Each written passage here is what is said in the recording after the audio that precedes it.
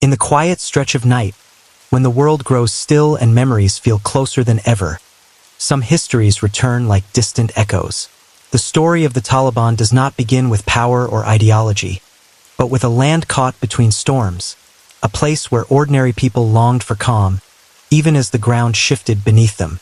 Tonight, we will walk gently through those shadows, moving softly across decades shaped by hope, fear, and the fragile search for stability. Nothing here will hurry, and nothing will strike too sharply. This is history told as a whisper, a reflection carried by the night. If these words bring you a little closer to rest, let this channel stay beside you too, a quiet companion through stories that shaped our world. Night settles gently over the mountains of Afghanistan, those ancient ridges that have watched empires rise and fall like the slow breathing of the earth. In their shadows, the story of the Taliban begins long before the movement itself existed. In a land whose people had already endured more change, more hardship, and more foreign ambition than most nations ever know. To understand how such a movement could take root, one must first step quietly into the Afghanistan of the late 20th century, where exhaustion clung to the soil as surely as dust to the wind. For generations, life in many Afghan villages had followed steady rhythms. Dawn called farmers to their fields, children to simple classrooms, traders to narrow bazaars lined with copper pots and woven rugs. The land was harsh, but the routines were comforting, almost ceremonial in their familiarity. Yet when conflict arrived in the late 1970s, these rhythms cracked. The Soviet invasion plunged the country into a decade of resistance and upheaval. Millions fled across borders, carrying little more than memories of home. Others stayed and watched their orchards, homes, and neighborhoods transform into contested ground. The war was not only fought on mountainsides and in ravines, it settled into daily life, shaping the way people breathed, thought, and hoped. When the Soviet forces finally withdrew, a feeling close to relief drifted through the valleys. But it was not the peace people had imagined. Instead of calm settling across the land, new conflicts rose among the Mujahideen groups that had once fought a common enemy. Their unity dissolved into rival visions for the future. Provinces became patchworks of influence, each governed by its own commander, each protector turning into competitor. Roads were no longer predictable. A traveler could pass safely one week and be stopped by gunfire the next. Markets shifted with the moods of those in charge. A journey that once required a few coins now demanded negotiation, loyalty, or luck. Inside homes lit by lanterns or soft moonlight, families spoke in whispers about the future. They hoped for a return to something stable, yet the country felt as though it was being tugged in countless directions at once. Some towns fell into the hands of one faction for a month, only to fall to another the next. A wedding celebration might echo with music one evening and fall silent with fear the next morning. The warlords, powerful men who commanded fighters and controlled pockets of land, held enormous influence, but their alliances shifted like sand. For ordinary people, this instability was not just political. It shaped every choice, every step, every breath. In those years, the younger generation grew up learning to navigate uncertainty rather than normalcy. Many had never known a peaceful Afghanistan at all. Their earliest memories were of displacement, destruction, or migration. Some found themselves in vast refugee camps across the border, where life was reduced to tents, ration cards, and long lines for water. Others remained in rural provinces, where schools struggled to stay open and where teachers tried to maintain lessons even as the world around them changed with each season. It was a childhood marked not by toys or books, but by the echoes of an unresolved conflict. Yet even in the quietest corners of the country, something deeper was taking shape, a longing for order. Not for ideology, not for a grand political blueprint, but simply for predictability. People wished for days that followed a pattern, for roads that could be traveled without fear, for courts that settled disputes with fairness instead of force. In their fatigue, even the idea of a strict stability began to feel like a distant form of mercy. This longing created a fragile space, a silent gap beneath the chaos. And in that space, a new movement would soon begin to grow, not from powerful cities or grand halls, but from the lives of young men shaped by war, loss, and the narrowing horizons of their displaced youth. They carried a desire to restore something that had been broken for too long, even if their understanding of restoration would one day lead to a very different kind of rule. But those early years, the years before the Taliban had a name, before the world would come to know them, were defined by a land searching for itself.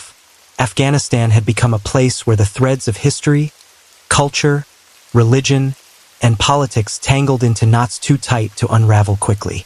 Foreign powers had come and gone, leaving behind traces of influence, weapons, and fractured alliances. Local leaders struggled for authority. Ordinary people endured the uncertainty with a resilience born of necessity. And through it all, the mountains watched in silence. They had seen armies from Alexander to the British, from empires long forgotten to interventions that left deep marks on the land. Their presence reminded the Afghan people that their history stretched far beyond the current turmoil, and that even the harshest seasons eventually give way to new ones. Still, the mountains could not protect the country from what was coming next. A movement that would rise quietly, shaped by hardship, guided by strict principles, and driven by a promise to bring order, no matter the cost. The soil of Afghanistan, worn by decades of conflict, was ready for something new, even if that new would soon become one of the most complex and haunting chapters in modern history. And so, as night deepened across the valleys and the wind whispered through ancient passes, the stage was slowly being set. A movement was forming in the shadows, one born not only from ideology, but from a nation's weary desire for stability in a world that had forgotten peace. As the 1990s unfolded, Afghanistan stood like a house with no doors, open to every wind that chose to pass through. Without a central authority strong enough to guide the nation, each region lived by its own turbulent rhythm. In some provinces, local commanders imposed harsh controls. In others, small villages tried to maintain old customs, gathering elders beneath mulberry trees to settle disputes the way their ancestors once had. Yet even these traditions began to fray as the pressures of the surrounding turmoil crept closer, narrowing the space for peace. Roads that once connected provinces became unpredictable lifelines. Travelers would move in cautious caravans, hoping to avoid the shifting checkpoints of rival groups. A journey of a single day could stretch into 3 if fighting ignited along the route. Trucks carrying grain, fuel, or medicine had to negotiate with whoever claimed authority that morning. And in this unstable environment, corruption spread like a quiet fog. Payments were demanded not only for passage but for safety, protection, and even basic survival. People learned to speak softly, to move carefully, to sense tension before it arrived. Meanwhile, inside the cities, life felt equally fragile. Kabul, once a lively cultural center with bookstores, cinemas, and universities, had become a patchwork of destroyed neighborhoods and battered storefronts. Buildings once touched by music and laughter now echoed with the hollow quiet of a city trying to remember who it had been. Students struggled to continue their studies in classrooms with shattered windows. Doctors treated patients with dwindling supplies, and families lived with a persistent sense of waiting for improvements, waiting for change, waiting for something that had not yet taken shape. In rural areas, where many families lived by tradition and the rhythms of nature, conflict reshaped even the simplest activities. A shepherd leading his flock had to consider not only the weather, but the presence of nearby fighters. A mother sending her child to fetch water watched the horizon more closely than before. Harvest seasons came and went with muted celebration, each one shadowed by uncertainty about the next. And through these everyday struggles, a quiet grief settled in. Not always spoken aloud, but carried in the tired posture of farmers, in the tightened expressions of elders, in the worried glances of parents. Across the border, millions of Afghan refugees lived in sprawling camps in Pakistan. These were places where childhoods unfolded in tense and long lines, where identity was shaped as much by loss as by hope. Boys studied in crowded madrasas where lessons offered clarity and certainty, two things the world outside often failed to provide. Girls, too, grew up with limited horizons, their lives shaped by displacement and the struggle for daily survival. Generations were being molded not by the peaceful traditions of their homeland, but by the harsh realities of exile. In these camps, idealism and frustration lived side by side. Young men who had never seen their families' old villages dreamed of returning to a homeland they knew only from stories told by their parents. They heard of orchards heavy with fruit, of rivers weaving through valleys, of streets lit by lanterns where evening conversations drifted into the night.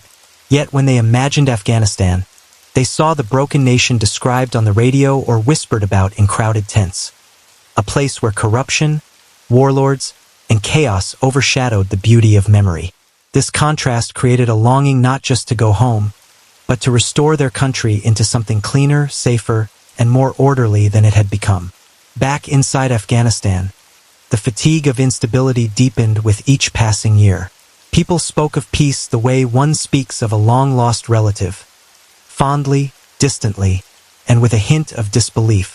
Farmers told stories of seasons before the wars, when trade flowed easily along dusty roads, and when a traveler could pass from one province to another with little more than a greeting. Elders remembered times when disagreements were settled through discussion, not through the sound of gunfire echoing against stone walls. These memories did not fade.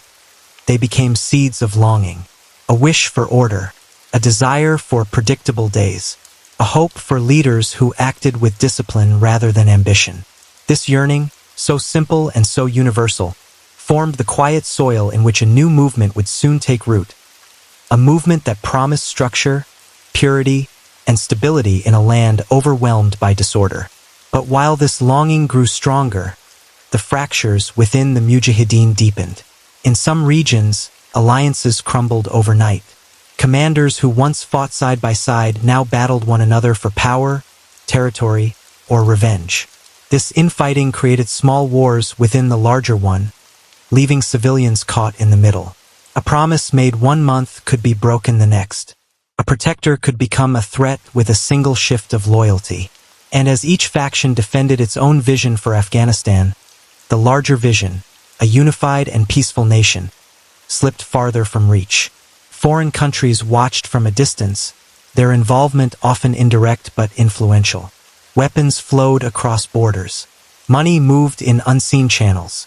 Support was given to whichever group seemed most useful in a changing geopolitical landscape. These choices, made far from Afghan soil, shaped the lives of people who had no say in the matter. Yet the Afghan people themselves, those tending their fields, guarding their families, rebuilding their homes, carried the heaviest weight of these decisions. By the mid-1990s, the country felt like a tapestry unraveling at its edges. Each thread represented a community, a belief system, a tribe, a leader, or a memory of peace. And though many worked tirelessly to stitch the fabric back together, the rips grew faster than they could mend. This tension, between longing for stability and living through chaos, hung over every conversation, every decision, every hope. And somewhere within this tension, a quiet shift was beginning. In the refugee camps, in the madrasas, in the border towns and remote valleys, a movement, not yet fully formed, not yet recognized, was gathering purpose under the weight of a nation's exhaustion. Soon, these young students, shaped by displacement and driven by a desire for order, would step into a fractured land and offer something that many had begun to crave: the promise of discipline in a world of disorder. The rise had not yet begun, but the conditions were forming, piece by piece, like shadows gathering before the first moment of dawn. Night settles gently over the memory of Afghanistan, and with it comes the quiet understanding that every rise in history begins long before anyone notices. The story of the Taliban is no different. It did not start with armed men or rigid rules or the echo of marching footsteps. It began in the softer places, far from headlines, where abandoned children studied prayers by lantern light and where old men whispered that their homeland had become a corridor of ghosts. If you listen closely, history often speaks not with thunder, but with a trembling breath. In the early 1990s, Afghanistan felt like a land caught between worlds. The war against the Soviet Union had ended, but peace did not come walking through the door. Instead, warlords carved the nation into fragments, each claiming a piece of land, a river crossing, a market road. Villages that once shared tea and stories found themselves separated by shifting front lines and uneasy loyalties. Families traveled with eyes downcast, afraid of who controlled the next valley. And in this fragile, fractured quiet, a generation of boys grew up without homes, without teachers, and sometimes even without parents. They drifted through the refugee camps of Pakistan, carrying wounds too old for their young faces. Among those boys were the ones who would later call themselves Taliban, the seekers of knowledge. At first, the word meant nothing more than students who studied religion to find order in a world that had spun too far from its center. Their schools, the madrasas, were simple places. Dusty courtyards, wooden benches, pages worn thin from fingers hungry to understand their place in all this brokenness. Many of them had known war before they had known childhood. Their teachers tried to give them rules that would make sense of the world, something firmer than the chaos they had grown up in. And for a time, those rules felt like an anchor. Yet, the world outside those walls kept trembling. Smugglers controlled the highways. Militias demanded payments at every passing gate. Traders avoided roads at dusk. The people were tired. Tired in a way that seeps into the bones and stays there generation after generation. They prayed for order, any order, just to be able to cross the country without fear. In that exhaustion, the idea of a group that promised justice and safety, however strict, however rigid, began to sound like a distant mercy. But even then, the rise of the Taliban was not inevitable. It was shaped by the hands of many forces, some visible and some hidden.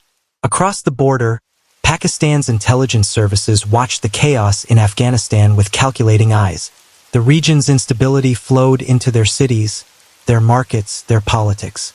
Many within their ranks believed that supporting a unified Afghan movement, one grounded in the refugee madrasas under their influence, could create a buffer, a controlled stability. Resources, training, and quiet assistance trickled into the hands of the young religious students who carried both grief and obedience in equal measure. Still, the students themselves did not yet imagine ruling a country. Most were simply looking for something unbroken in a shattered world. But history often turns on small hinges, and one such hinge appeared in 1994, in the dusty town of Kandahar.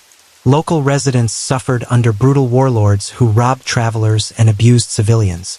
Stories spread of girls kidnapped, caravans stolen, villagers tortured for a handful of coins. The people begged for help, but none arrived. No government, no army, only silence. And then a small group of students, Taliban, intervened. They rescued 2 girls from a warlord and punished him in a way that astonished the locals. There was no bargaining, no negotiation, only a swift, uncompromising judgment. It was the first time in years that many in Kandahar felt someone had stood between them and the darkness. Word traveled quickly, carried by traders and shepherds, echoed across valleys, whispered in tea houses. The students brought justice. The students are different. The students do not fear these men. The people began to welcome them, not out of ideology, not out of agreement, but from desperation. They were tired of suffering, tired of the merciless uncertainty that greeted them each morning.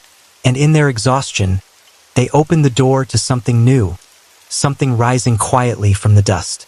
As the nights grew colder and the months rolled forward, the Taliban's promise of order spread like a calm before a storm. But storms, however quiet their beginnings, always carry a deeper shadow. The same rigid simplicity that seemed comforting at first would later harden into something far heavier. Yet for now, in this early moment, all the world saw was a fragile land reaching toward anything that resembled peace. And so, with the soft steps of young men who believed they were restoring honor, the Taliban began to gather strength. One town, one road, one broken promise at a time. Their rise was not a sudden eruption, but a slow, breath-like expansion across a weary country, carried by the longing of people who had forgotten what normal life even felt like. And as the candle of this chapter dims, the story shifts toward the men who shaped this movement from within. For behind every tide in history, there are faces, leaders whose choices carve the path forward. And so, as the world shifted around the weary land, the story of Afghanistan moved quietly into a new and uncertain chapter. By the early 1990s, the echoes of the Soviet withdrawal still floated through the valleys, like the fading tremor of a storm that had already passed yet left the ground swollen with its memory. The nation's wounds were deep, layered across villages, families, and scattered communities, all searching for a way to stand again after years of conflict that had drained nearly every corner of life. In many places, old social rhythms had been broken. Roads that once connected towns now lay fractured. Markets that once carried the laughter of bargaining voices felt hollow. Even the seasons seemed different to those who lived through the war, as if winter arrived with sharper winds and summer with a heat that held too many stories. People looked for familiar patterns, but the patterns had changed. The soil beneath their feet had become a place where memories of survival mixed with the quiet hopes of rebuilding. Amid this fragile atmosphere, local leaders, commanders, and returning fighters all tried to establish their own forms of authority. One village might wake under the influence of a militia that claimed to offer protection. Another might answer to a completely different group by dusk. Families navigating from one region to another never truly knew whose road they were crossing or which flag now hung over a particular valley. And in this atmosphere of shifting loyalties and competing ambitions, an invisible weight settled over daily life, the feeling of a country left without a single, steady heartbeat. Yet the people kept going. They planted small gardens again. They reopened tiny shops, even if they stood partly in rubble. They sent children to makeshift classrooms built inside old courtyards or half-broken mosques, where chalkboards were scratched and worn, but still carried the hope of something resembling normal life. These small rituals were their way of insisting that the future could still be shaped by gentle hands, not only by memories of war. But rebuilding a country requires more than hope. It requires structure, stability, and cooperation. And in those years, Afghanistan had none of these. The central government struggled to extend its reach beyond certain districts. Provincial leaders obeyed only when it suited them. Entire regions drifted into the control of armed groups who saw authority not as a responsibility, but as a battlefield prize. Every decision, from water rights to market prices, risked becoming a spark that could ignite rivalries. As the tension grew, ordinary people began to feel as though they were trapped between forces far beyond their control. Some found themselves moving from village to village, searching for safer ground. Others retreated into places where old social bonds still held. Extended families, tribal elders, or local councils that tried, in their own quiet ways, to keep peace alive. But peace had become fragile, like a thin thread stretched too tightly, ready to snap with one sudden pull. And in this fragile landscape, a question lingered in the air. How does a society rise again when its institutions have collapsed, when its trust has been fractured, and when its people carry both exhaustion and determination in equal measure? There were no easy answers. Only the slow passage of time, carrying its mixture of struggle and hope, could begin to reveal what might come next. It was in these moments, the in-between moments, when the noise of war had faded but the silence had not yet healed, that new movements and ideas quietly took shape. Some emerged from familiar roots. The desire for order, for moral certainty, for a sense of shared direction. Others emerged from frustration, from the exhaustion of living under too many competing powers. And some emerged from the simple human longing to feel protected again, to know that the night would pass without fear pressing against the doorway. The landscape around Kandahar, with its sun-baked plains and distant mountains, carried a stillness that seemed to reflect the state of the country itself. Beautiful, wounded, waiting. It was here, in this region shaped by tradition and hardship, that whispers began to circulate about a small group of students and religious scholars who were promising something different. They spoke not of factional victory or revenge, but of purity, justice, and the restoration of order. Their words drifted from madrasa courtyards to village gatherings, slowly gathering attention like a quiet wind rising over dry earth. Most people did not yet know their name. Most did not yet imagine the influence they would come to wield. But they began to hear stories. Stories of disputes settled quickly, of thieves captured and punished, of roads made safe for traders once again. For many who had grown tired of chaos, these stories offered a spark of curiosity, even a flicker of hope. And in a land searching desperately for stability, even small flickers can become beacons. Yet beneath these early stories lay questions that had not yet been asked, complexities that had not yet surfaced, and consequences that no one could foresee.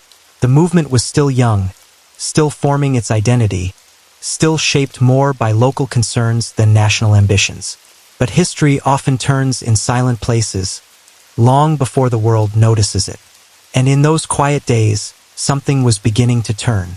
And so, as the shadows of evening stretched across the southern plains, Afghanistan unknowingly approached a threshold, a moment in which one small movement would soon step onto the stage of a nation longing for order, carrying promises that would echo far beyond what anyone then imagined. Night settles slowly over a land that has grown accustomed to uncertainty, and in that dimming light, history often shifts without raising its voice. As the early 1990s deepened, Afghanistan moved through days marked by a strange combination of exhaustion and anticipation, as if the entire country were holding its breath, waiting for someone or something to offer direction. People felt the weight of each passing season, hoping the next might bring clarity. But clarity was still distant, resting behind mountains of broken alliances and political fractures. In the villages surrounding Kandahar, where life followed rhythms older than any passing empire, the quiet murmur of a new idea continued to spread. It did not arrive with the commanding voice of a conquering army, nor with the polished speeches of politicians. Instead, it appeared in the form of stories shared around lanterns at dusk, whispered during long walks to the well, or mentioned in a tone that suggested possibility rather than certainty. These stories spoke of a small band of religious students, young men devoted to faith, simplicity, and a stern but recognizable sense of justice. To many, the details felt almost too hopeful to believe. They heard of checkpoints where harassment ceased, of roadways cleared of predatory militias, of women who could travel with fewer fears, and of disputes resolved without bribes or violence. Whether these stories were exaggerated or not did not matter at first. What mattered was the feeling they stirred, a sense that someone was finally stepping forward with the promise of restoring balance to a land that had forgotten what balance felt like. People were tired of being caught between warlords who treated territory like a chessboard, tired of watching their sons get pulled into conflicts they did not understand, tired of bargaining with fear each morning. And so, these whispers carried unusual power. Hope, even in the smallest dose, can take root quickly in weary soil. The group soon became known by a simple name, Taliban, meaning students. It was a name that sounded humble, almost unassuming, and it resonated with traditions that valued learning and moral guidance. Many of the young men in these early gatherings had come from rural madrasas, shaped by strict religious discipline and a belief that society must return to a state of moral correctness to survive its turmoil. They were not yet the movement the world would later recognize. At this stage, they were closer to a local force attempting to answer immediate, practical needs. Their earliest actions reflected these intentions. They captured criminals, confronted abusive commanders, and reopened routes that had long been too dangerous to cross. Each small intervention created ripple effects. Traders traveled more freely. Families reunited after seasons of separation. Local elders, watching carefully, found themselves both curious and relieved. In a region desperate for order, the emergence of any group claiming to enforce fairness held undeniable appeal. But history rarely moves in straight lines. Beneath the surface of these early successes lay deeper forces at play: political vacuums, shifting allegiances, and the complex web of post-war Afghanistan. The Taliban did not rise in isolation. They rose in a landscape shaped by the collapse of old structures, the ambitions of regional actors, and the lingering shadows of foreign intrusion. Their growth was not simply the result of their promises, but also of everything that had failed before them. And in this mixture of hope and uncertainty, something subtle began to change. People started looking to the Taliban not just for solutions to local problems, but for a broader vision of stability. The students themselves, still small in number and modest in resources, felt the weight of expectations growing heavier with each village that placed trust in them. Trust can be both a blessing and a burden, and in Afghanistan's fragile environment, it became a powerful force shaping the direction of the movement. For many citizens, the alternative to the Taliban was simply more chaos. And when chaos becomes a constant companion, even strict order can feel like a gift. Families who had endured years of unpredictable violence now imagined a world in which rules, any rules, might create predictability. The desire for firmness, even sternness, was not born from ideology but from exhaustion. As the Taliban built early alliances, they found support in places that had long felt abandoned. Elders offered guidance, communities offered shelter, and young men, especially those who had known nothing but war, were drawn to a group that promised purpose in a landscape shaped by loss. In dusty courtyards and quiet gatherings, new recruits pledged loyalty, not fully, realizing the magnitude of the movement they were joining. They saw themselves as protectors, restorers of order, carriers of a simple and righteous mission. Yet even in those beginnings, there were hints of a harsher edge, glimpses of a rigidity that could settle into something far more unyielding over time. The early Taliban viewed morality with an intensity that left little room for nuance, shaped by their education and their belief that only absolute discipline could heal a fractured society. This blend of idealism and inflexibility would become a defining force in the years ahead. For now, though, the movement was still taking shape, still gathering momentum. The people watching from the outside saw only the early glow of a new power rising. Whether it would bring dawn or deepen the night was not yet clear.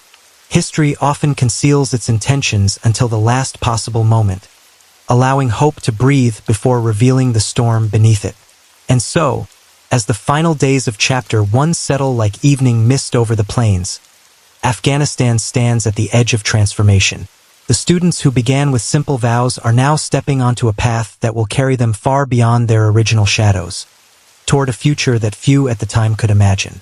Dawn rises slowly over the southern plains, spilling a pale, muted light across the land, the kind of light that reveals outlines but not full shapes, as if history itself is hesitating before taking its next step.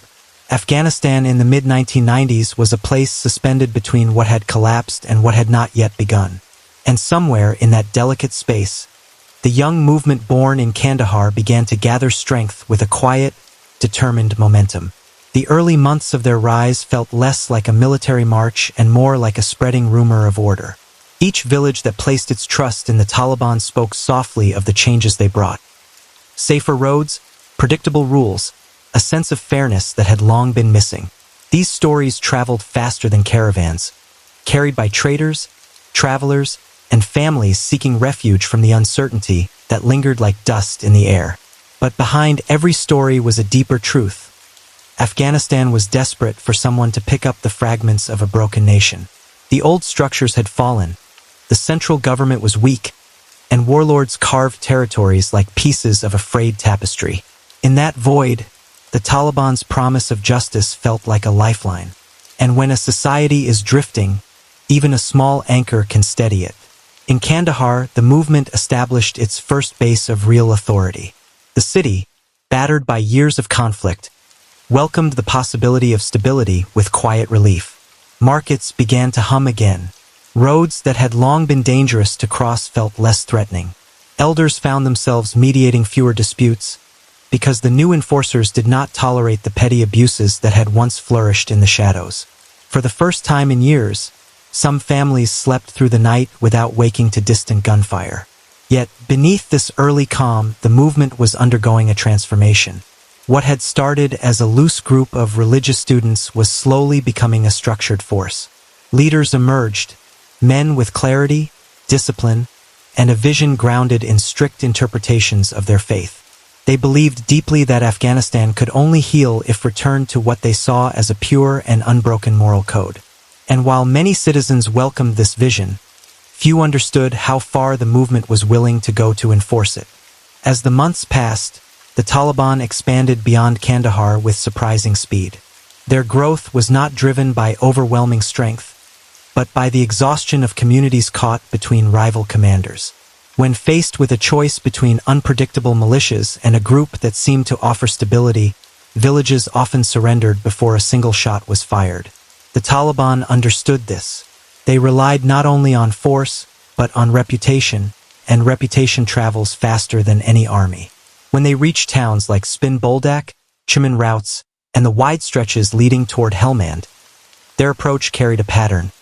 Disarm local militias, settle disputes quickly, impose a strict interpretation of order, and move forward. For some communities, this brought relief. For others, it introduced a sternness that felt unfamiliar and unyielding. But in a land exhausted by choices, few dared to resist.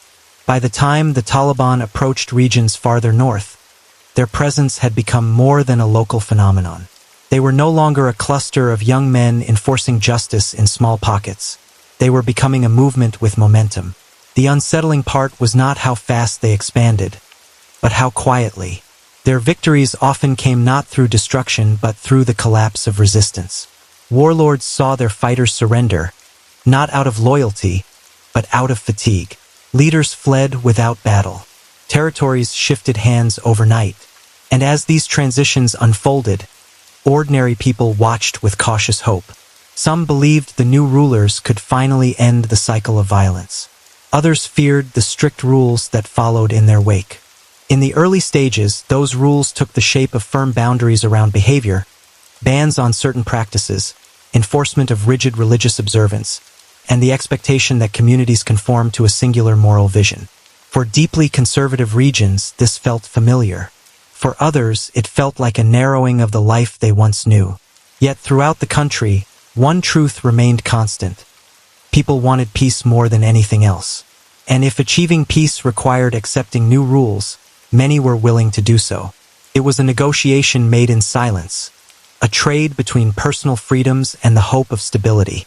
These quiet compromises would shape Afghanistan's path for years to come. By now, the movement had become a symbol of something larger than itself. To some, they represented protection. To others, discipline. And to many, a force that might finally end the chaos that had carved too deeply into their lives. But symbols, once created, often drift beyond the intentions of their creators. The Taliban were becoming more than students, more than local enforcers. They were stepping into the role of national contenders, whether they had planned for it or not. And as they pressed northward, a question began to echo across the land, whispered in homes, markets, and prayer gatherings. Could this young movement truly bring unity to a fractured nation? Or was its growing strength a sign of another kind of storm forming quietly on the horizon? Only time would reveal the answer. But for now, in the opening breath of Chapter 2, Afghanistan found itself walking toward a future shaped by a force it was still learning to understand. A force rising not with great noise, but with the quiet certainty of a tide that cannot be turned back. The road north from Kandahar carried with it a strange stillness, as though the land itself sensed the change moving across its surface. Villagers watched from doorways and rooftops as the Taliban's presence stretched into new regions, growing not through grand declarations, but through a steady, unbroken advance. Their arrival felt less like an invasion and more like a shifting wind, subtle at first, then unmistakable. In a country where every power had once announced itself with explosions and fire, this quiet momentum felt strangely different. Yet behind the quiet, the transformation was profound. Each district the Taliban reached became part of a widening circle of influence, and with every expansion, their identity sharpened. The young movement that had once spoken only of justice and safety began to speak of governance, of structure, and of reshaping society according to the strict principles that guided their beliefs. It was not a vision shaped by political theory or negotiation. It was a vision rooted in the world they knew, rigid, absolute, and resistant to compromise.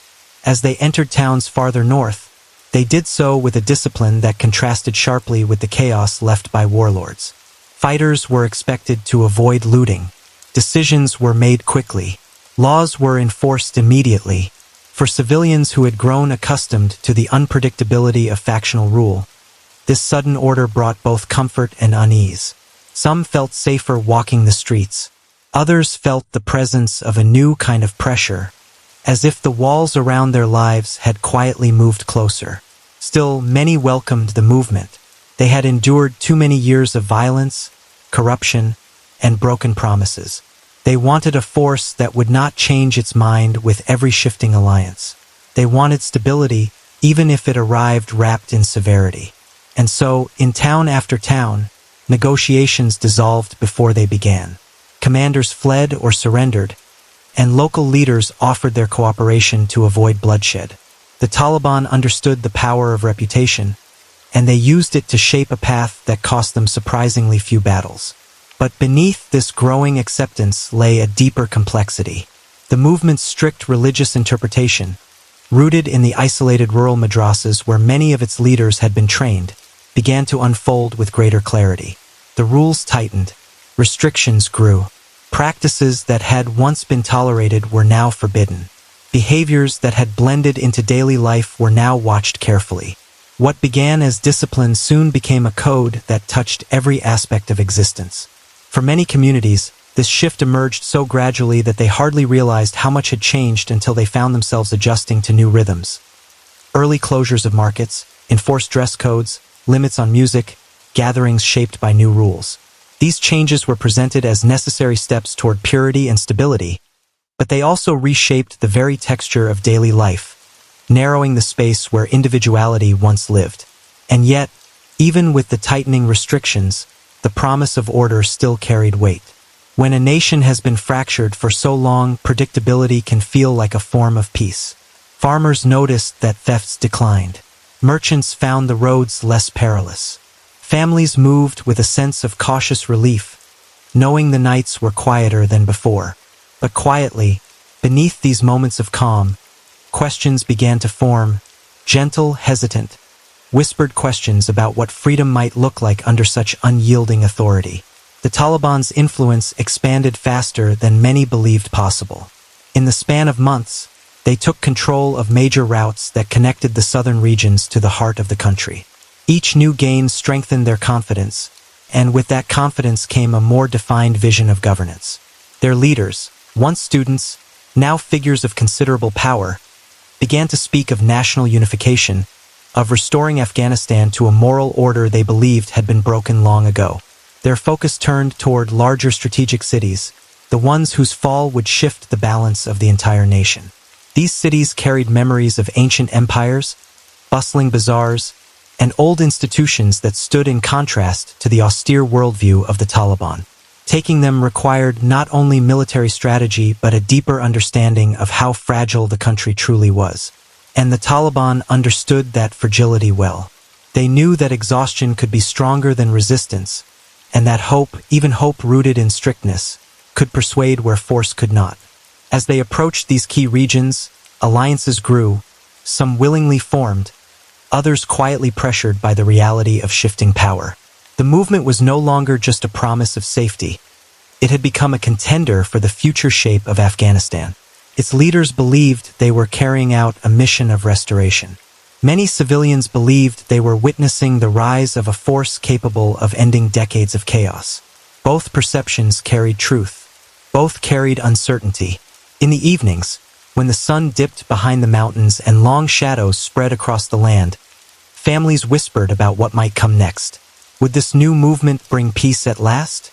Or would the order they enforced become too narrow, too heavy, too consuming? The answers were still hidden in the tide of events yet to unfold. For now, the movement pressed forward, carried by the momentum of a country searching for stability. Their rise was no longer a regional phenomenon. It had become a national transformation, one that reached into every quiet valley and bustling market. And as their influence deepened, Afghanistan stood at a crossroads, guided not by the loud voices of power, but by the quiet, steady advance of a movement born from the desire to restore a fractured home. And so, with the close of Part 2, the nation stands on the threshold of deeper change, a change that will soon reshape the heart of Afghanistan in ways no one could yet fully see.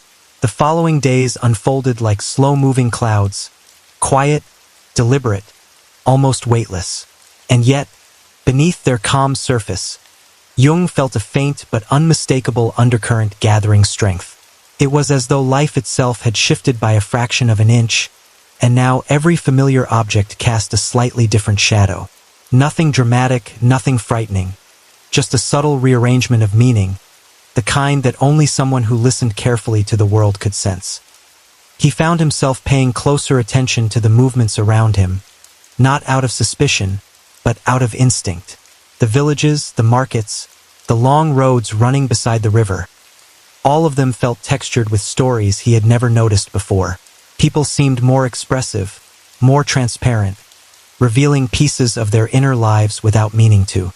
Their smallest gestures, how they held their shoulders, how they hesitated before speaking, how their eyes flickered when certain topics arose, felt like clues, fragments of something larger.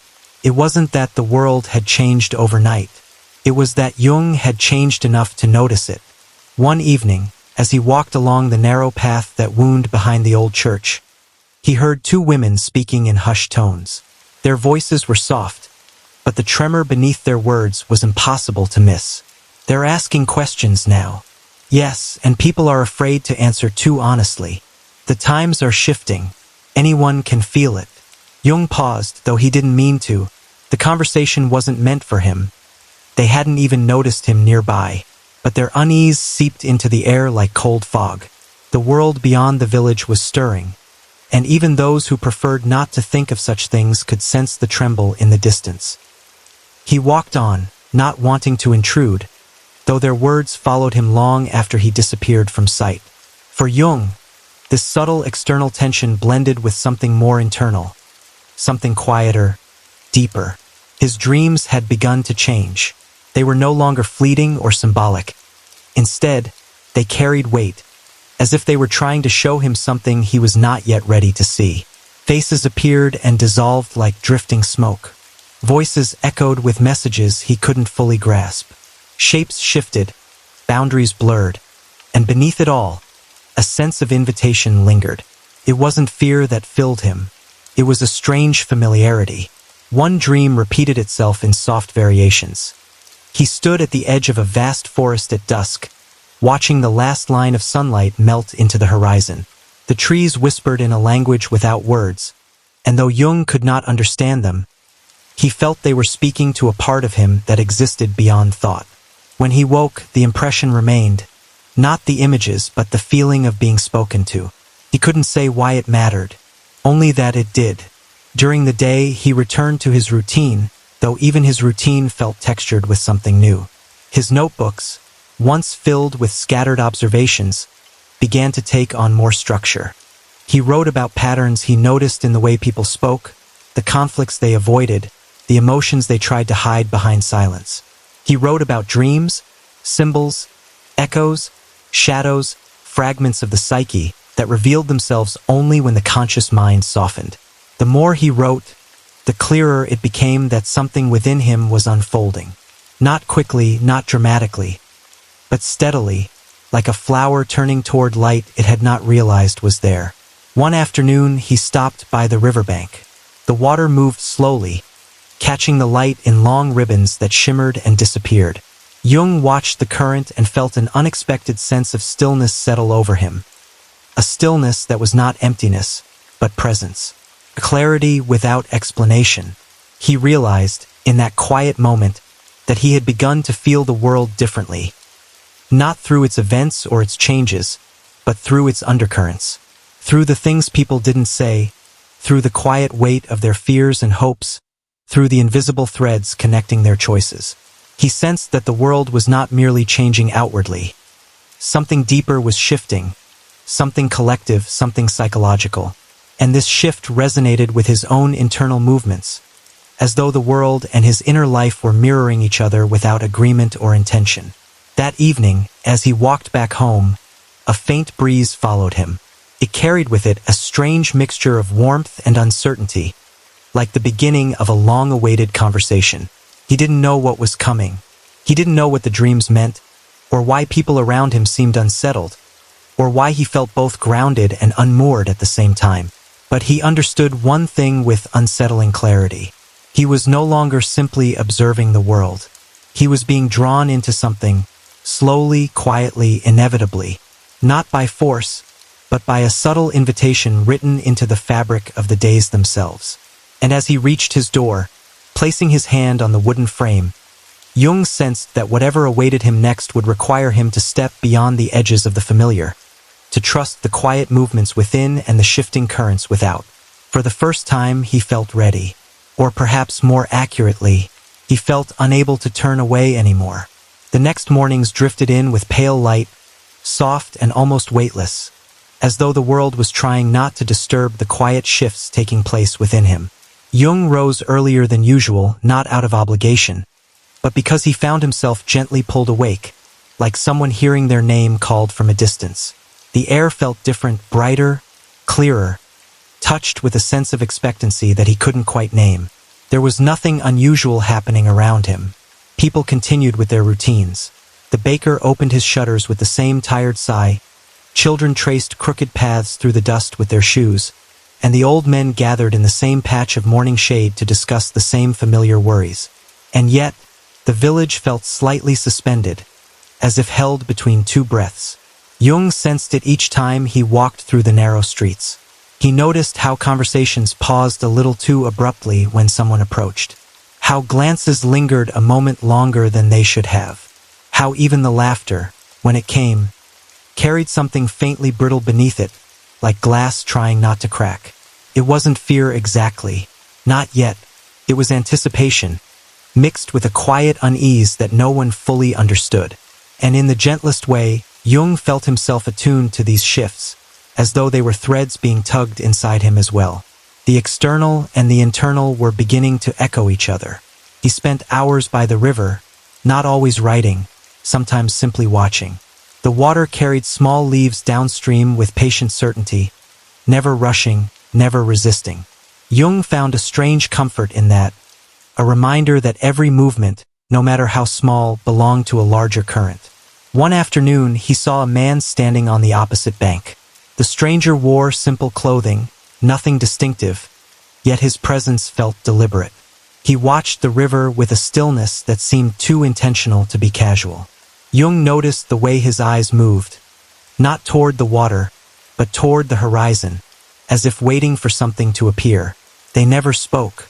The man didn't even glance in Jung's direction, and yet the silence between them felt charged with meaning, as though both were aware of the slow, unseen forces gathering beyond the edges of the village. When Jung walked away, he carried the impression with him. Not fear, not curiosity, just a quiet acknowledgement that the world was shifting in subtle, widening circles. As night settled over the valley, Jung's dreams grew more textured, more symbolic. The forest appeared again, the same dim light, the same whispering trees, but now he wasn't standing at the edge. He was walking deeper, following a narrow path that seemed to appear beneath his feet with each step. He didn't know where it led, but the forest didn't feel threatening. It felt like a conversation, one that asked nothing, demanded nothing, only invited him to continue. When he woke, his chest carried an unfamiliar warmth, as though the dream had left a quiet ember behind. He began recording every dream in careful detail. The words flowed easily, almost as if they had been waiting for him. Symbols emerged, light, shadow, roots, distant figures. And though he didn't yet understand them, he sensed they belonged to something larger than his own inner world. It was as if he had stumbled into the threshold of a language older than thought. During one of his solitary walks, a gentle rain began to fall. Not a storm, not even a drizzle, just a soft sprinkle that touched the leaves like scattered whispers. Jung continued walking, letting the cool droplets settle into his hair, his hands, his clothes. The world around him seemed washed into clarity. The earth darkened, the air thickened, the scent of soil rose like a memory. He paused beneath a small shelter of branches and watched the rain ripple across a shallow puddle. Circles widened and intersected, their edges blending into one another until the surface looked like a map of overlapping stories. In that moment, Jung felt something shift inside him. Not a revelation, not an understanding, but a gentle recognition. He sensed that every life, every fear, every dream, every unspoken emotion moved like those ripples, touching others in ways unseen. Nothing existed alone. Everything radiated outward, shaping what came next, even if no one noticed. This realization settled over him like a warm blanket. It softened the edges of his thoughts and brought a sense of calm clarity he hadn't felt before. As the rain slowed and the clouds began to thin, Jung stepped out from under the branches and returned to the path. And with each step, he felt something growing inside him. An awareness, a quiet purpose, a readiness for the path he had unknowingly begun walking. By the time he reached his door that evening, the village had darkened into quiet silhouettes, and the air was cool with the fading breath of rain. Jung lingered for a moment outside, listening to the distant hum of life settling into night. He knew now, without knowing how, that the next chapter of his journey was approaching. Not loudly, not dramatically, but with the same soft inevitability that had guided him here. His inner world was stirring, the outer world was tightening, and somewhere between the two, an unseen thread was pulling him onward. He exhaled slowly, letting the night air fill him with its calm. Whatever awaited him would unfold in its own time, and he felt ready to meet it. The morning arrived with a pale, gentle light, the kind that drifts into a room without insisting on being noticed. Jung woke slowly, as though his body had surfaced from a deep pool of quiet thought. For a long moment he lay still, watching the shadows move faintly across the ceiling, soft and wavering like distant memories. There was no urgency in him, no rush to rise, only a calm awareness, a sense that life had shifted ever so slightly toward a new chapter. Outside, the world breathed with unhurried rhythm. The wind rustled through the trees with the softness of whispered conversation. Somewhere in the distance, a bell echoed across the valley, its sound gentle and rounded by the morning air. Jung stood at the window for a while, watching the fog gather between the hills like a thin veil. It reminded him of his dreams, the way images had floated in and out, never hurried, never fully vanishing, always carrying a quiet message beneath their silence. And as he watched, he felt a strange sense of alignment, as if something inside him and something outside in the world had finally reached the same pace. He began his day as he often did, with a slow walk along the familiar paths. The earth beneath his shoes was cool, slightly damp from the night's lingering breath. Birds moved between branches with calm certainty, their wings brushing softly against leaves that trembled in the faint breeze. Everything felt balanced, steady, unbroken. But there was a subtle difference today, a quiet sense of depth, as though every ordinary sound carried a second layer beneath it, faint but unmistakable. He passed by the old wooden fence near the edge of the village. The boards were cracked and weathered, their surface marked by years of rain, sun, and wind. Yet Jung felt drawn to them, compelled by the texture, the story held within the grain. He placed his hand on the wood, feeling the grooves and ridges beneath his fingertips. Felt like touching time itself, slow, patient, shaping everything without hurry. These small moments, so simple and almost invisible, felt strangely profound to him now. It was as though the quiet parts of the world had begun speaking more clearly, and he was finally learning how to listen. As he continued walking, he noticed the villagers moving about their morning chores. A woman sweeping her doorstep paused to look at the sky, her brows gently knit with unspoken worry. A man adjusting the straps on his cart kept glancing toward the road leading beyond the fields, as though waiting for something or someone to appear. Their gestures were small, almost forgettable, but Jung could feel the weight behind them. The unease that had been faint before was deepening. Not loudly, not chaotically, just steadily, like a candle burning lower in a silent room. He greeted a young boy carrying water, who offered a quiet nod in return. The boy's eyes flickered with something Jung couldn't name. Curiosity, uncertainty, perhaps even fear, but it vanished as quickly as it appeared. Jung walked on, letting the image settle gently into his thoughts. The river greeted him with its usual calm, but today it shimmered with a strange clarity. The water carried reflections of drifting clouds, each one dissolving into the current with soft inevitability. Jung sat on a smooth rock near the bank, letting the quiet envelop him. He listened to the water, to the distant hum of life, to the soft shifting of leaves above his head. He realized, in that quiet, that he was no longer simply observing the world, he was sensing it. Not through logic or analysis, but through something deeper, something intuitive. The world wasn't speaking to him in words. It was speaking in patterns, in impressions, in subtle currents that moved beneath the surface of things. He placed his notebook on his lap but did not open it immediately. Instead, he closed his eyes, allowing the sounds and sensations around him to settle. A gentle warmth spread through his chest, slow and steady, like the glow of a lantern in the dark.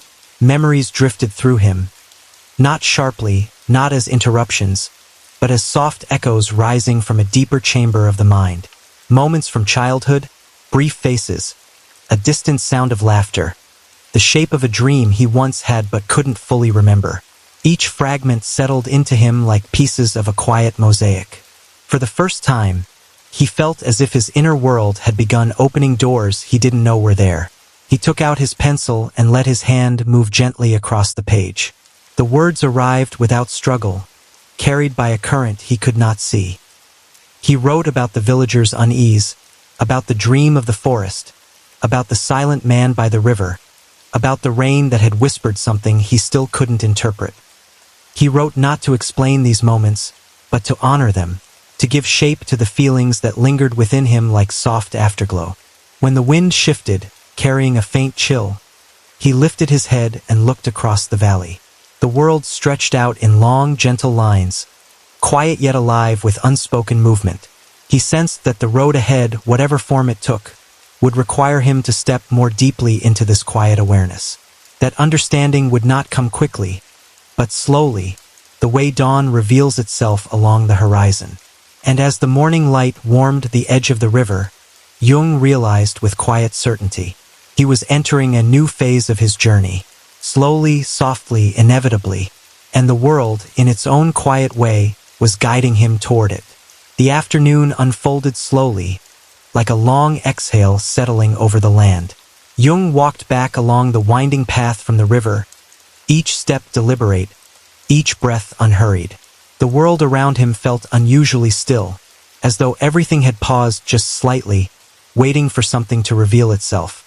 Even the birds seemed quieter, offering only occasional notes, soft and distant, like memories trying not to disturb the present moment. As he reached the village square, he noticed a small gathering near the fountain. The villagers stood in a loose circle, their expressions subdued, their movements carrying the weight of questions they hadn't yet learned how to voice. Their voices drifted in murmured fragments, not panicked but tense in that quiet, uncertain way that grows when people sense change before they fully understand it. Jung didn't move closer. He simply watched from a gentle distance, sensing more in their silence than in their words. A few individuals noticed him, offering small nods, but no one approached. It was as if the village had begun to wrap its worries inward, folding them carefully like fragile cloth, afraid to let them unravel too quickly. He continued walking, letting their unease settle into him without resistance. He didn't feel alarmed, only attentive, as though each emotion he observed was a thread leading toward something still forming in the distance. Near the old church, he found the door half open. Inside, faint light spilled through the stained glass windows, painting soft blues and reds across the wooden floor. Jung stepped in quietly, letting the gentle atmosphere settle around him like a warm blanket. The air smelled of old stone and candle wax, familiar and grounding. He sat on one of the empty benches. For a while, he simply breathed, feeling the stillness settle deeper around him. The quiet inside the church felt different from the quiet outside. Here, the silence was not uncertain. It was full, patient, ancient in a way that carried comfort rather than fear. He closed his eyes and let his thoughts drift not outward, but inward. Beneath the surface of his awareness, he sensed a slow movement, like the turning of a wheel long forgotten. His dreams, the tension in the village, the subtle shifts in his perception. They weren't isolated events. They were part of a pattern, though he couldn't yet see its shape. As he sat there, a memory surfaced, gentle and unexpected. He was young again, standing beside his mother as she lit a candle in a small chapel much like this one. He remembered the quiet glow, The way the flame trembled slightly, the way her hand had rested on his shoulder, warm, steady, reassuring. That memory rose within him like a soft pulse, carrying a message without words. After a long moment, Jung opened his eyes and let the memory drift back into the quiet. The colors from the stained glass shifted as clouds passed outside, and the room dimmed just slightly. He felt strangely aligned with the changing light, as though his inner world moved with it. When he stepped outside again, the village had settled into its late afternoon hush. Children played softly near the well, their laughter gentle and almost fragile. An old man leaned against the side of his home, watching the road with distant eyes. Two women whispered near the market stall, their conversation brief and tight, like they were holding more back than they shared. Jung noticed all of it, not with worry, but with a growing sense of clarity. These small signs, these subtle shifts, they were part of the same unfolding that he felt inside himself. Something was approaching, not dramatically, but inevitably. A quiet tide, rising inch by inch. He made his way toward the hill overlooking the village, drawn by a need to see the world from a little distance. The grass swayed gently around him, brushing against his legs like soft fingertips. As he reached the top, the landscape opened before him, fields stretching into the horizon, the river glinting faintly in the fading light, the mountains standing calm and immovable in the distance.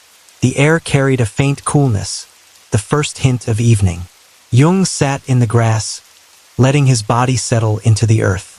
From here, the village looked small and fragile, like a living organism curled into itself. He could almost feel the heartbeat of it, the hopes, fears, dreams, uncertainties, all woven together in one quiet, trembling rhythm. And as he watched the world soften into dusk, Jung felt a truth forming inside him. Not a sharp understanding, but a gentle recognition. The outer world and his inner world were not moving separately. They were shifting together, two currents of the same unseen river.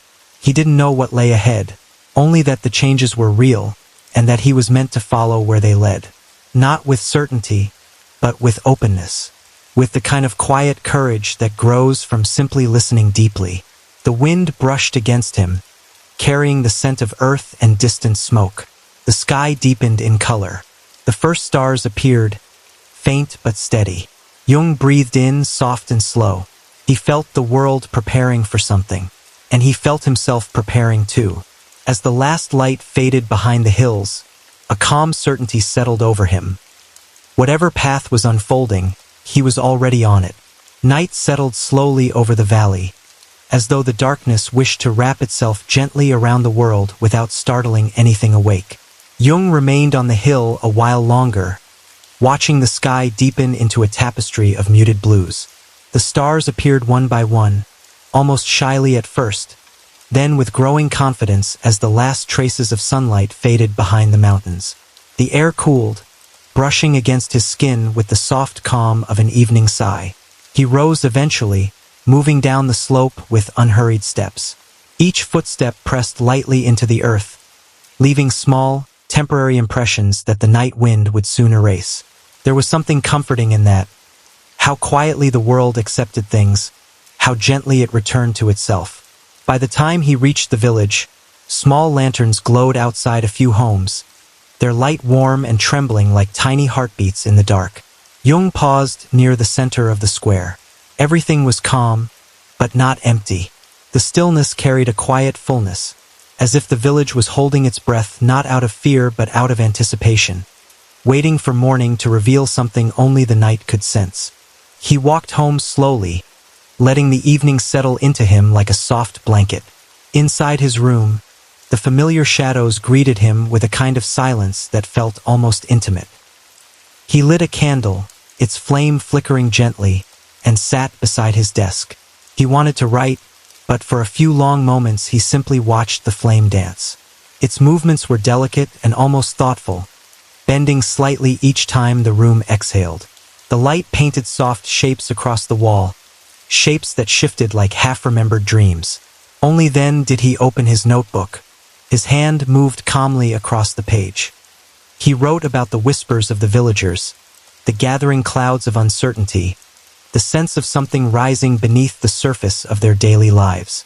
He wrote about the hill, the fading light, the way the landscape felt alive with subtle currents. And then, without consciously choosing to, he began writing about himself, not in a confessional way, but in quiet observations, as though he were tracing the contours of an inner landscape he had only recently noticed. He wrote about the dreams, the forest, the symbols that appeared without warning. He wrote about the strange peace he felt in the midst of rising tensions. He wrote about the stillness that followed him like a shadow, soft and steady, even when the world around him seemed to tremble. When he finished, the candle had burned low, leaving a small pool of warm wax around its base. He closed the notebook gently and sat for a moment in the dim room, letting the silence deepen around him. He didn't feel tired, but his body carried the soft heaviness of a long, contemplative day. Eventually, he lay down, allowing the darkness to fold over him like a slow-moving tide. His sleep came quietly, like a friend arriving without ceremony. The dream returned.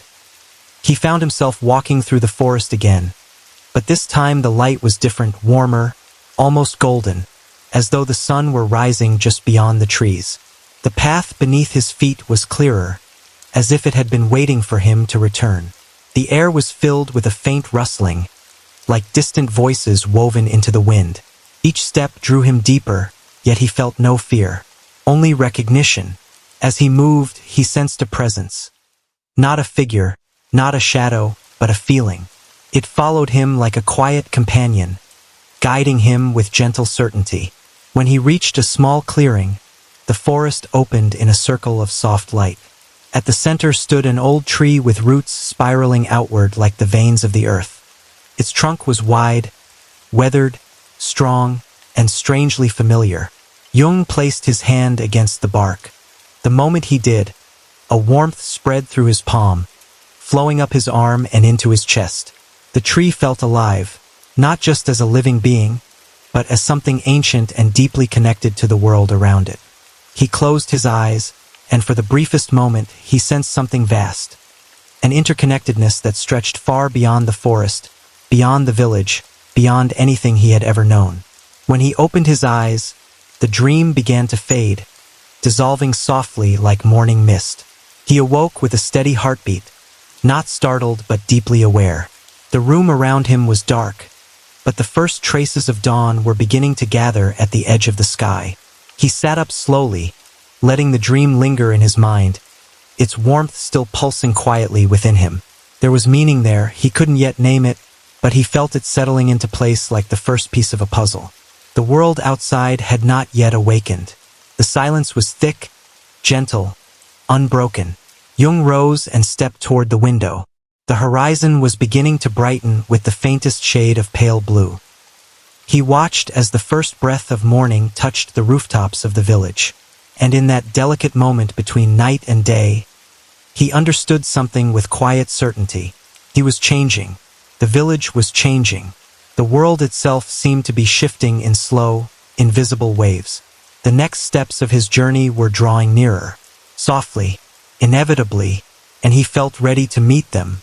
There comes a moment in every great turning of history when the shift inside a person is no longer separate from the shift in the world around them.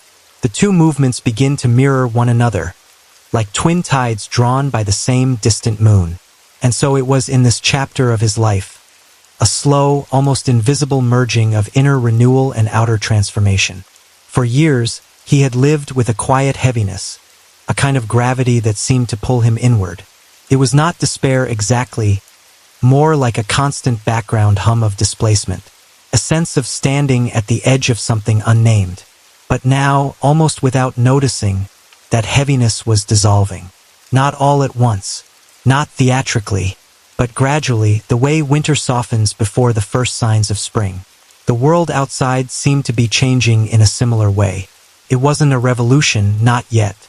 Nothing loud, nothing headline-worthy. But the small signs were unmistakable to someone who had begun listening closely. The conversations people were having carried a different texture. Softer, more earnest. There was an unusual gentleness in the way strangers helped each other, even in tiny ways. A dropped item picked up, a door held open, a momentary nod of understanding. Life still had its harshness, its noise, its machinery. But there were cracks now. Beautiful cracks, the kind that let new light in. He began to notice that the world was no longer pushing against him with the same force. Or perhaps he was simply no longer pushing back. This delicate realignment, inside and outside, created a rare, almost sacred stillness around him. He found himself sitting longer with silence, no longer afraid of what it might uncover. He found himself walking slower through his days, witnessing rather than reacting, absorbing rather than resisting. And with each small internal shift, something in the external world seemed to shift in response, like a quiet conversation between two sides of the same soul. One morning, he stepped outside and realized something had changed in the way he breathed. For the first time in a very long while, his breath wasn't shallow or hurried. It was steady, open, fully his. He didn't understand why this mattered so much, but it did. It felt like a reclaiming not of power, but of presence. Presence. Yes, that was the word. And presence had begun shaping everything. The tasks that once felt tedious now carried an unexpected softness. The places that once seemed indifferent now felt alive with subtle meaning. Even the people who passed through his life, briefly or deeply, seemed to speak to him in ways beyond words. Some with a kind glance, some with a shared silence, some with a sentence that arrived at the perfect moment, offered by someone who did not know how much it was needed. Meanwhile, the larger world, the one made of systems, institutions, ideas, was also shifting. Nothing dramatic enough to be called a new era, but enough to suggest that one was quietly forming. Old certainties were trembling. Old narratives were unraveling. People were questioning more courageously, seeking more earnestly, opening more willingly. It was as if the world itself was beginning to awaken from a long, restless sleep. And in this delicate intersection, where inner awakening met outer transformation, he discovered something he had never truly understood before. Healing is not a moment. It is a motion, a slow, patient unfolding, a rhythm that the world eventually learns to follow. He found himself drawn to new ideas, new conversations, new landscapes within and beyond himself. These were not escapes. They were expansions. For the first time, he felt that his inner life and the outer world were not adversaries but partners, co-architects of the same unfolding story. In this harmony, something else emerged. A renewed sense of direction. Not a rigid plan, not a blueprint carved into stone, but a gentle orientation like a compass that finally stopped spinning. He was no longer asking, "Where should I be?" Instead, he was asking, "What is calling me forward?" And quietly, softly, the world began to answer. Sometimes through a coincidence too perfect to dismiss. Sometimes through a door opening at the exact moment he paused near it. Sometimes through a small, surprising moment of clarity born from the simplest act.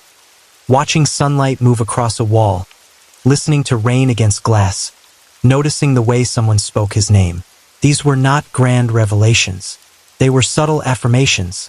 Signals that his inner transformation was aligning with something larger and more universal. This was the beginning of integration, where who he was becoming started to shape how he moved through the world, and how the world responded in return. A delicate balance, a mutual shaping, and it marked the true midpoint of his evolution. For the first time, he realized that transformation is not only about changing the self or changing the world, but learning how the two breathe together. How inner stillness can create outer clarity. How inner courage can open new external paths. How the quiet decisions we make in solitude can ripple silently through the people around us. This was the chapter where he finally understood, you do not change alone. And the world does not change separate from you. Each quietly instructs the other. And as this truth settled into him, gently and without urgency, he recognized something profound. Something he had never dared believe. He was no longer standing at the edge of something unnamed. He was standing at the beginning of something real, something alive, something his life had been quietly leading him toward for years. This was the turning point, soft, unannounced, but unmistakably real. And from here, the path forward would begin to reveal itself, one quiet step at a time. The world rarely collapses all at once. It frays first, quietly, almost politely, along the edges. What begins as faint whispers soon becomes a gathering wind, and only when the branches begin to tremble do we realize that something vast is moving toward us. This was the time when the early signs of a greater storm began to form around him, subtle but unmistakably real, shaping both the land he lived in and the thoughts that lived within him. He felt it first not through headlines or proclamations, but through the atmosphere itself. Life around him grew heavy in a way he couldn't name. Conversations lasted shorter. People avoided certain subjects. Even laughter, when it happened, carried a thinness, a forced quality, as if joy were something borrowed rather than owned. The world was shifting, and though he didn't know how or when it would break open, he sensed that change was no longer a question of if, but when. Inside him, something mirrored this external tension. Not fear exactly, but alertness. A quiet awareness rising within him, sharpening the edges of his perception. He began noticing details that once slipped past him. The way people lowered their voices when speaking of the future, the way young men gathered in corners to talk about possibilities they had no words for yet, the way elders looked at the mountains with an expression that was half memory, half prediction. He did not know what this meant, but he could feel its weight. There was a strange duality in this period, an inner strengthening and an outer unraveling. For every small piece of certainty he gained within himself, the world outside seemed to loosen another thread of its own stability. It was as if his internal clarity was being forged in response to a growing unknown, as if life was preparing him, shaping him quietly for something he could not yet see. And yet, even in this tension, there were moments of stillness. Sometimes he would sit beneath the lone tree near the river's edge, watching the slow movement of the water. There was peace in that slow movement, a kind of lesson. The river did not resist the stones or the bends in its path. It flowed, adjusting with quiet resilience.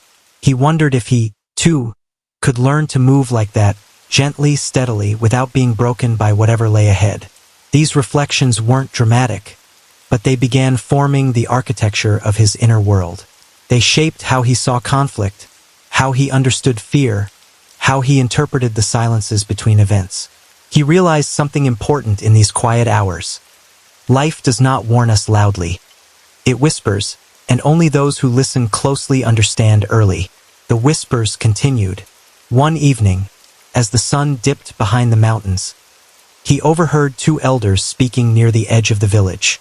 Their voices were soft but carried an unmistakable weight.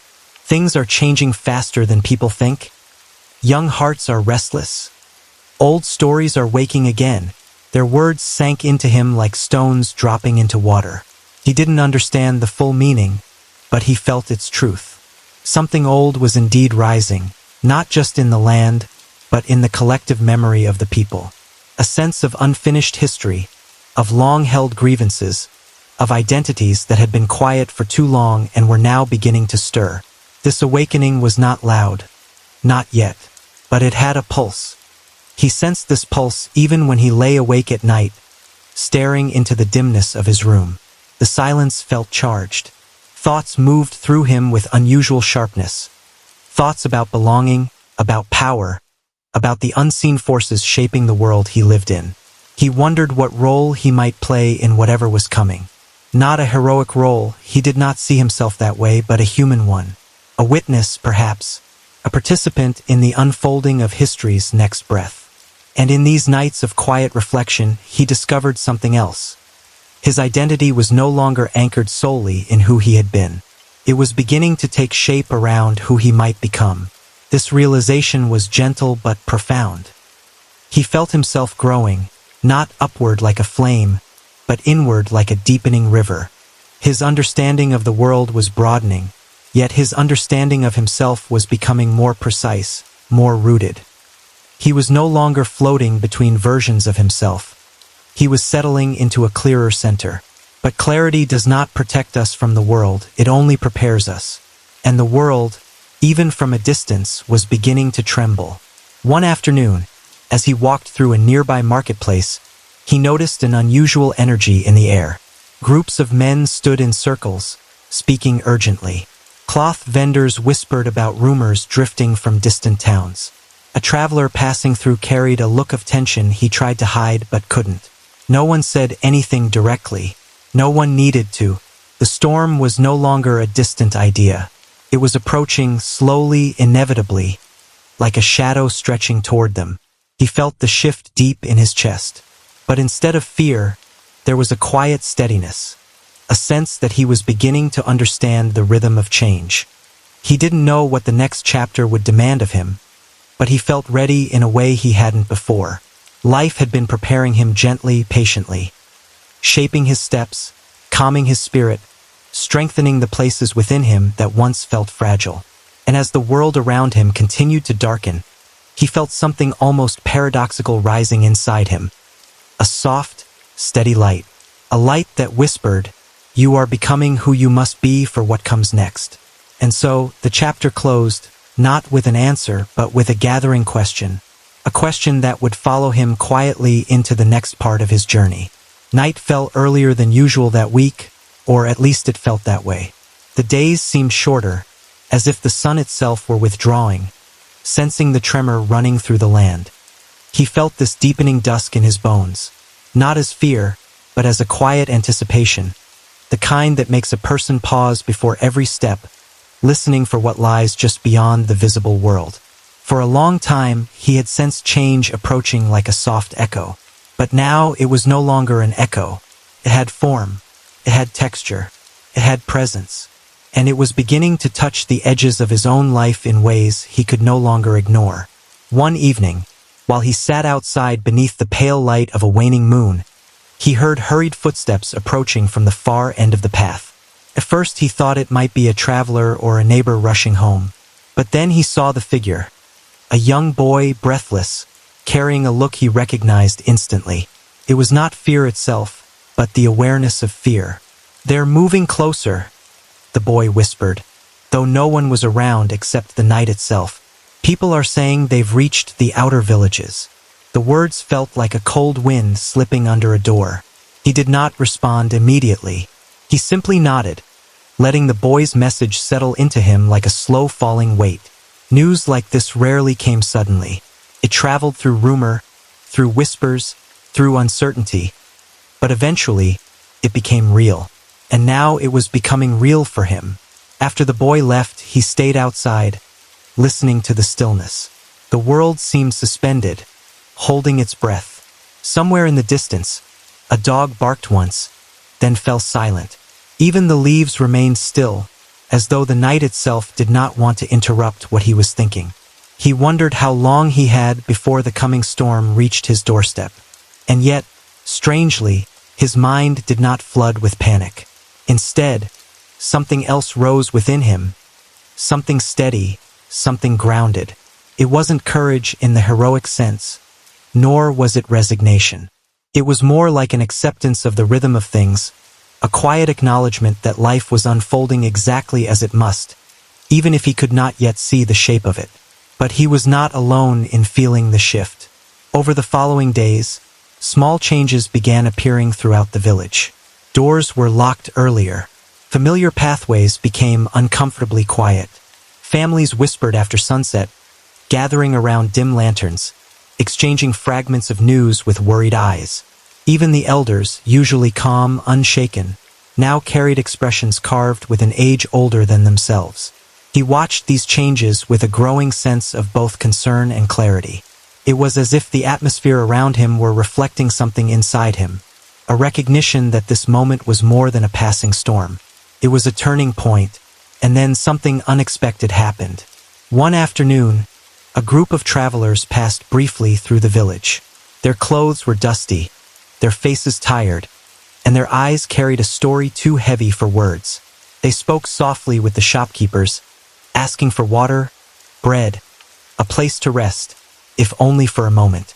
One of them, an older man with a gentle, trembling voice, said something that stayed with him long after the travelers moved on.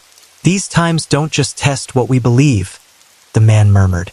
They reveal what we have always carried inside us. That sentence lingered.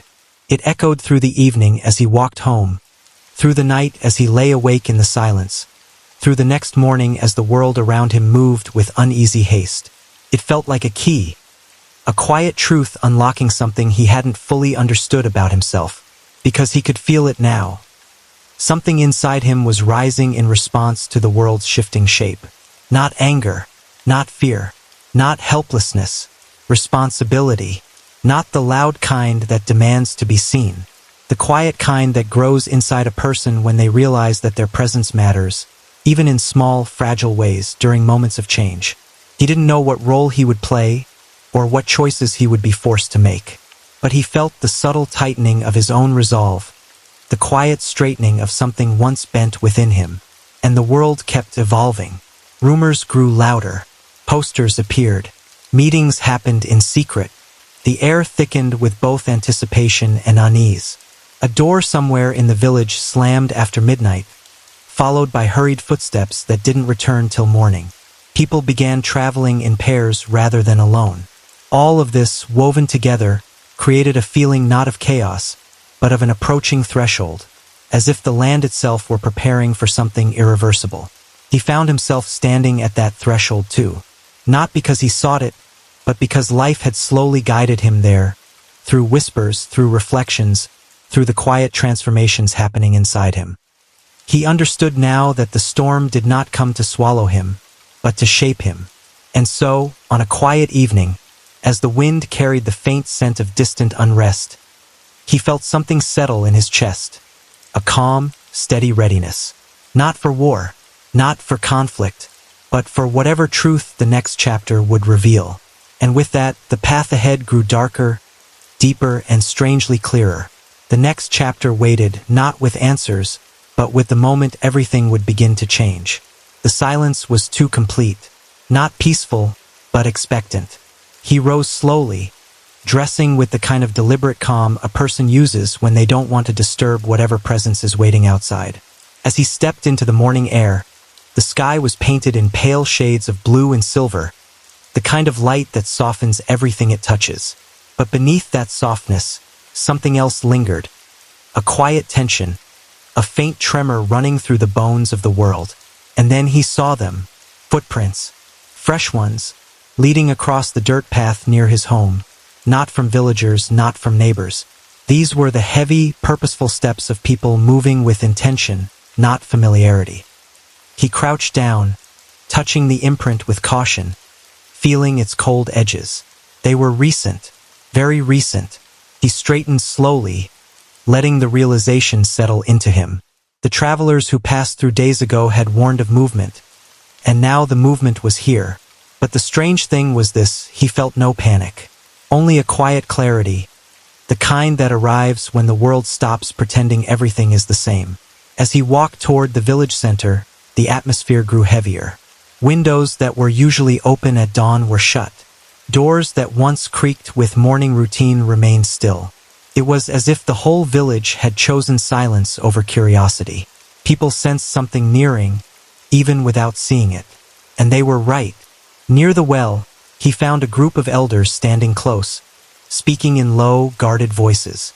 Their faces carried lines deeper than age alone, lines drawn by memory, by history, by echoes of times that looked too much like the present. He approached quietly, not wanting to intrude, but they noticed him. One elder, the one with the softest eyes, looked at him with a mixture of worry and something else, a kind of solemn recognition. "There at the edge of the valley," the elder said. "Not here yet, but close enough." The words carried a weight that pressed gently against his chest. He had known this moment was coming, but hearing it spoken aloud made it real in a way the whispers never had. Still, he didn't flinch. Something inside him, something that had been forming layer by layer, chapter by chapter, was beginning to settle into place. He felt steadier, as if his inner world had been preparing for this exact moment. He asked no questions. Sometimes questions only deepen fear. He simply nodded, letting the truth take its shape inside him. Later, he walked to the outskirts of the village, following the faint sense of pull guiding him. The landscape felt different today. The wind carried a sharper edge. The trees seemed to lean slightly inward as if listening to distant footsteps. Even the birds moved with unusual caution, flying closer to the ground, as though the sky itself had grown uncertain. From a small hillside, he looked out over the valley. There was nothing visible, no figures, no movement, no dust rising in the distance. And yet he felt them, not as enemies, not as saviors, but as a force shaped by its own history, its own wounds, its own vision of the world. A force stepping into the land with quiet conviction. He stood there for a long while, letting the wind carry its faint messages across the open field. He realized something important in that moment. The arrival of a movement is not just an event outside a person's life. It reshapes the inside too. The beliefs, the fears, the questions, the fragile corners of identity that rarely see daylight. He felt all of this, and still he remained steady, perhaps because he sensed something deeper, something quietly emerging from within, a readiness he had not owned before. He understood now that conflict was not simply about battles, but about transformations. The world was shifting, but so was he, and somewhere in the intersection of those two movements lay his next steps. As he walked back down the hill, the sun finally rose, spreading warm light across the valley. The brightness didn't erase the tension in the air, but it softened its edges, reminding him that even in unsettled times, the world still held beauty, still held breath. When he reached the village again, he noticed something subtle. The fear that had hung over the houses earlier was not as thick now. People were beginning to emerge, cautiously, moving with careful grace. Life was still alive, even under the shadow. That truth gave him strength. He inhaled deeply, letting the fresh day air fill his lungs, settle into his bones. Whatever came next, he sensed he would not meet it as the person he once was. Something had awakened, something quiet, something deep, something that would guide him into the next turning of his life. And as he stood at the doorway of his home, he knew this was only the beginning of the change that would reshape everything. The early 21st century arrived like a storm whose shape no one could fully understand. Afghanistan had endured invasions, internal fractures, and decades of shifting alliances. But the pace of change after 2001 moved faster than anything the country had witnessed in generations. For a moment, it seemed as if the long shadow of the Taliban might finally be passing. Their rule collapsed quickly under foreign military pressure, and almost overnight the movement that had once controlled most of the country dissolved into mountains, borders, and silence. In the cities, a new chapter appeared to be opening. Schools reopened their doors. Girls returned to classrooms with books pressed against their chests, whispering dreams they had learned to keep quiet for years. International organizations entered with promises of development, governance, and reconstruction. Kabul buzzed with new energy, billboards, bustling markets, satellite TV, and a generation of young Afghans beginning to imagine a different kind of life. But history rarely moves in straight lines, and in Afghanistan it almost never moves gently. Beneath the surface, old wounds had only been covered, not healed. The countryside, where most Afghans lived, remained distant from the progress shown on television screens. Villages that had never seen the inside of a modern school were suddenly told their future depended on institutions that felt foreign. Roads remained unpaved. Hospitals remained few. Corruption seeped into layers of local governance, making justice feel unreachable for people already living on the edge of survival. Foreign troops came not only with promises of peace, but with battles that scarred fields, valleys, and homes. Night raids, drone strikes, and shifting military strategies left rural families caught between forces far larger than themselves. In these places, trust, always fragile, broke easily. And where trust breaks, someone always rushes to fill the void. For years after their fall, the Taliban seemed scattered, exhausted, perhaps even finished. But movements built on ideology, identity, and grievance rarely disappear. They retreat, reorganize, wait, and slowly, quietly, they began to rebuild their presence in the very villages where people felt abandoned or mistreated by the new system. It did not begin with battles. It began with visits. A commander who had once fled now returned to his home district, sitting with elders beneath the shade of mulberry trees. Fighters who had lost brothers and fathers returned to familiar mountains, offering mediation in local disputes and protection on roads where bandits operated. They filled the gaps where government services were thin or absent. For many villagers, the state was a distant idea. You interacted with whoever arrived at your door, and the Taliban arrived more consistently than Kabul's authority ever did. This is not to say people supported them freely or uniformly. The memories of their first regime were still vivid. Mothers remembered the fear. Teachers remembered the burnings. Artists remembered the silencing. But memory is complicated in places where survival leaves little room for ideology. When a man's land is disputed, he turns to the authority that can offer him resolution. When a road is unsafe, he seeks protection from whoever controls it. And in the early years of their resurgence, the Taliban understood this better than anyone. So they expanded, not through dramatic offensives, but through negotiations, deals, persuasion, and the slow weaving of influence. A commander promised safety in exchange for cooperation. A village elder agreed to neutrality in exchange for being left undisturbed. A local court quietly shifted from government to Taliban oversight. Step by step, district by district, their presence grew like grass returning after a long winter. Meanwhile, the Afghan state struggled under its own weight. Political rivalries fractured leadership. Elections sparked controversy. Promises of reform moved slower than the hopes placed upon them. And for ordinary Afghans, the daily experience of governance, checkpoints, bureaucracy, unpaid salaries, power cuts, made the idea of progress feel increasingly fragile. Foreign involvement added layers of complexity. Strategies changed with every rotation of officials. Policies shifted with global politics. And Afghans, once again, found themselves in a story written by distant capitals. By the mid-2010s, the Taliban were no longer a scattered force hiding in remote caves. They controlled swaths of territory, mediated disputes, collected taxes, and operated parallel governance structures. For some, this represented a return of order, strict, harsh, but predictable. For others, it revived the fear of losing an entire generation's progress.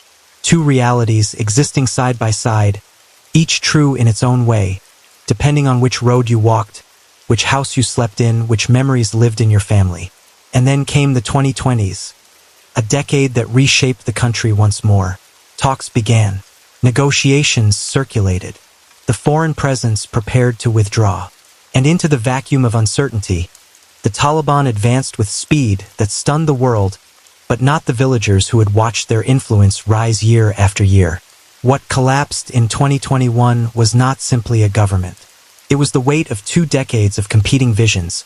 One modern, one traditional, both flawed, both determined, both shaped by forces beyond any Afghan's full control. When Kabul fell, it felt like the closing of a circle. 20 years had passed, yet the country found itself facing echoes of its own past. A new generation, born after 2001, now woke to a world they had only heard about from older relatives. And once again, Afghanistan entered another period of transition. Fragile, contested, full of fear and hope intertwined like threads of the same cloth.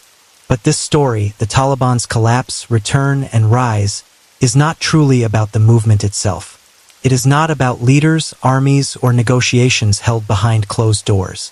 It is about the millions of Afghans who lived through these waves of history with little say but bearing the full weight of consequences. It is about the farmer who replants his field every spring, unaware of which flag will fly over it by winter. The teacher who continues lessons even as the rules change around her. The child who learns to read under one government and grows up under another. The mother who buries her fears to keep her family alive. The father who loses count of how many times he has had to move, hide, rebuild. These are the voices that rarely reach the outside world. These are the hands that shape the true story of Afghanistan. Power rises, power collapses, power returns. But people, ordinary people, remain the constant center of every chapter. And in their quiet endurance lies the real heart of this haunting rise. A nation that keeps trying to live, to grow, to hope, no matter how many times history changes its direction. This is where the tale ends. Not with certainty, not with victory, not with despair, but with the simple, stubborn truth of Afghanistan itself. A land that refuses to stop surviving, even when the world stops watching.